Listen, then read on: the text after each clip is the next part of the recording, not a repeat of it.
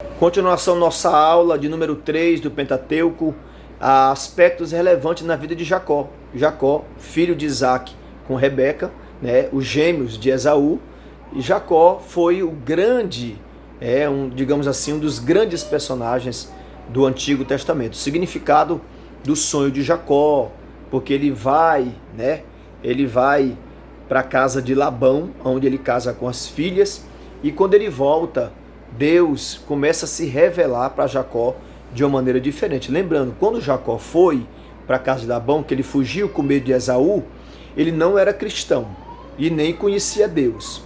Ele mesmo disse que Deus era Deus dos seus pais, não era Deus dele. Ele conhecia o ritual do sacrifício, ele ouvia falar de Deus, mas não era Deus, não era cristão, não era servo de Deus, melhor dizendo. Jacó sonhou, nessa trajetória dele da ida, ele sonhou numa escada cujo topo atingia os céus. Anjos de Deus subiam e desciam por ela. Perto dele, ele diz, estava o Senhor.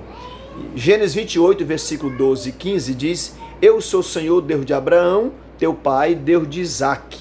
A terra em que agora está deitado, a terra que agora está deitado, eu te darei a ti e a tua descendência.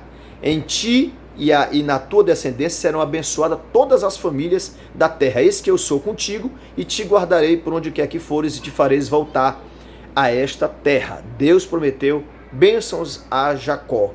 O acordo de Jacó com Labão, os 20 anos que passou na casa do seu tio Labão, foi difícil. Jacó teve que trabalhar, e aí aconteceu aquela situação dele casar com a Raquel, com a Leia, pessoa que era Raquel. Depois trabalhou mais 7 anos e casou com a Leia e foi abençoado. Então Jacó foi um dos grandes ícones, porque ele tem características bem interessantes. Depois que ele se encontra com Deus no Val do Jaboque, ele se reconcilia com o seu irmão Esaú, e Deus começa a prosperar e abençoar Jacó de maneira poderosa. Jacó foi ricamente abençoado. O encontro que Deus teve com ele, já falei, foi no Val do Jaboque. Duas coisas chamam a nossa atenção. Primeiro, a disposição de Jacó para presentear o seu irmão.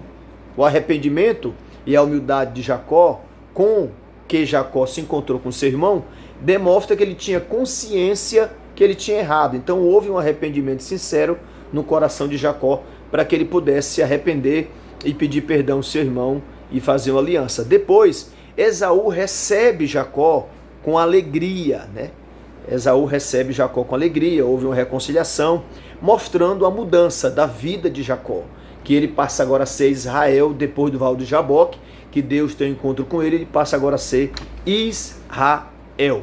Então, agora é outro homem, é uma nova criatura, e Deus começa a abençoar.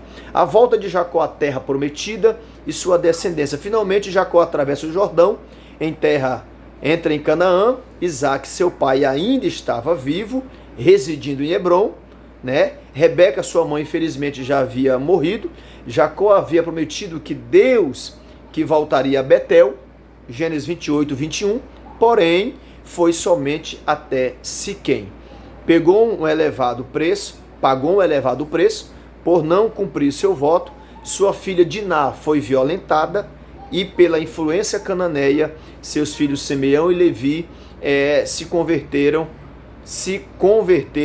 em serem cruéis, traidores e vingativos. Então, nós vemos aí que Jacó teve algumas consequências em relação aos seus erros do passado, na sua desobediência. Porém, foi de Jacó que veio as 12 tribos, e das 12 tribos, entre elas a de Judá, veio o nosso Senhor e Salvador Jesus Cristo.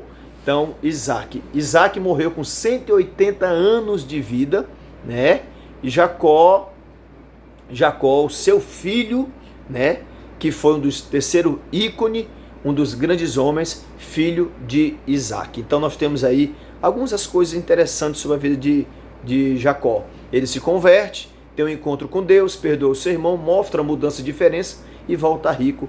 E esse é um dos aspectos interessantes. Amém? Terceiro ponto.